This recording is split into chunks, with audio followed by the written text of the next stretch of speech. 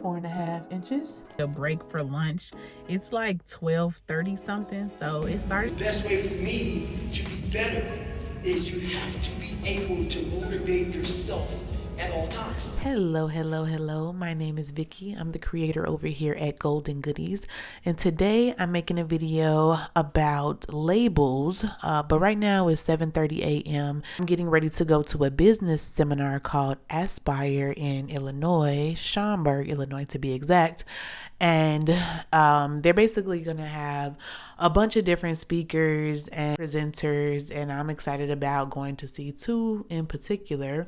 I haven't been to one of these type of business expo seminars, whatever you want to call it, in about 4 years. So I'm excited, and it's actually in my hometown. So I get to network with like-minded individuals that are from the same area. And that brings me to my next point as far as networking. So I'm going to be taking little sample jars of my body butter, and I'm making this video because I want to show you how I designed the labels for this event. So I'm going to design them in a way that whoever I'm networking with has all of my information, my Instagram, my handles, my email, how you can contact me, and also you know what my business name is, you know what product this is if you decide that you want to order it or anything like that. So on my last video I did get a comment where somebody said they wanted me to show you all how to design the labels, so I figured that this would be a great opportunity.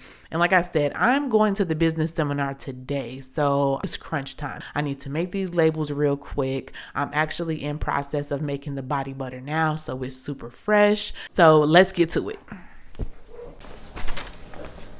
Okay, I'm gonna start with measuring my containers so I can figure out exactly what size label I want.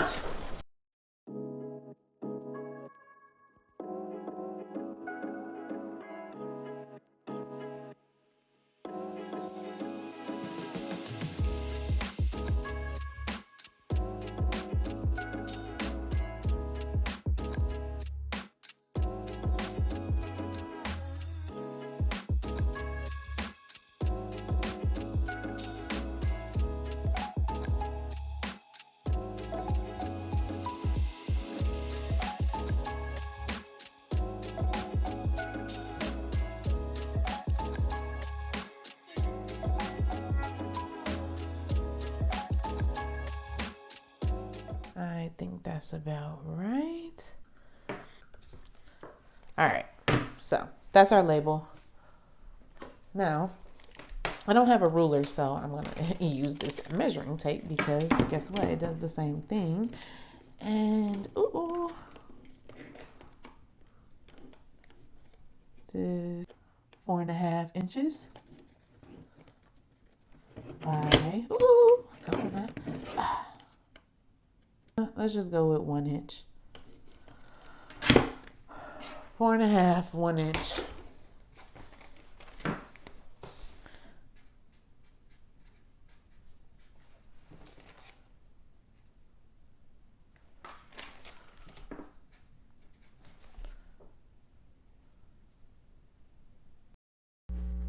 To design my labels, I use Canva. They do have a free account, but I use the paid.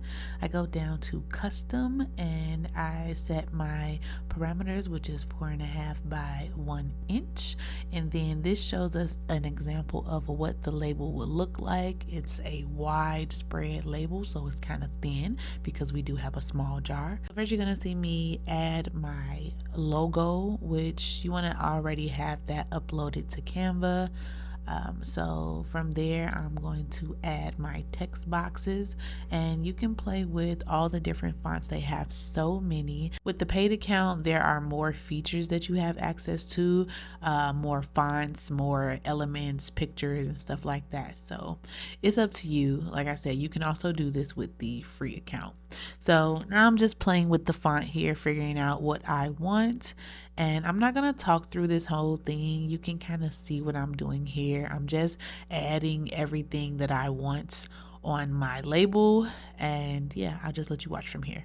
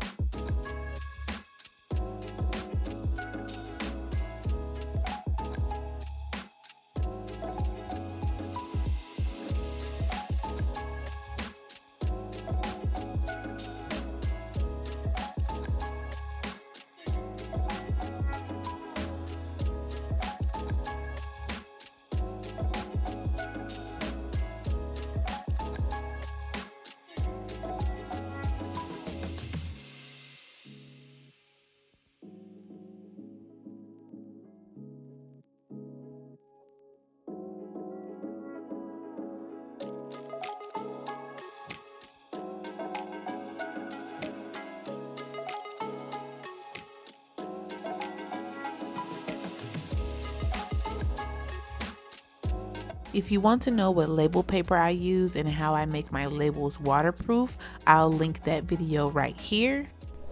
Okay, now I have my butters in the container and I have my little mini sample labels printed out. So I'm just going to show you how it looks on the jar. So usually when they're longer, I try to start in the middle like this and then just push it on from there. Bada bing, bada boom. Perfect size label. And this was 4.5 by 1 inch. This is the Cocoa Cashmere Body Butter. These are the ingredients, how to use, a little picture over here to fill in the space, brand name, brand Instagram handle, and email. Everything they need to be able to get in contact with me. Now, if you want to do something different, if you want to put like your name and your phone number or whatever you want to put on there, that's up to you. But this is all I really need on here for me for networking purposes. I'm going to link these containers in the description just in case you want to get these from Amazon. These are cute little sample containers. Don't leave this video yet. Stay tuned for some wise words from some of the speakers at the Aspire Tour. I have that coming up next.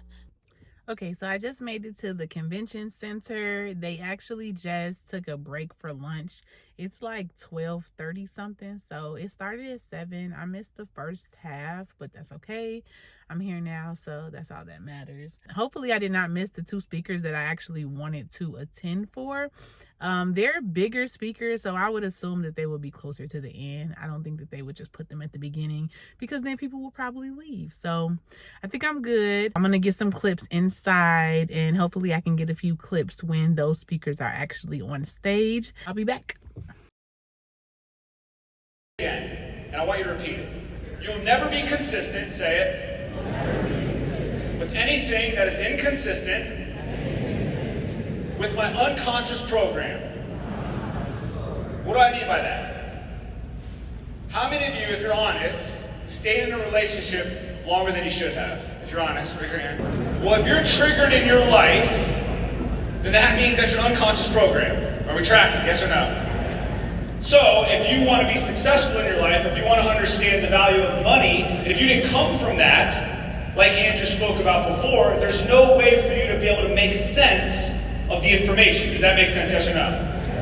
So, there's 2 types of mindsets that you can have in your life. How many types?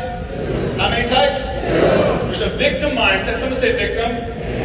And then there's a taking responsibility mindset. Someone say take responsibility.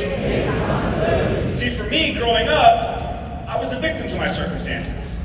But my life changed when I took responsibility. Someone say take responsibility. And when I say take responsibility, I don't mean like take out the trash, take the kids to school.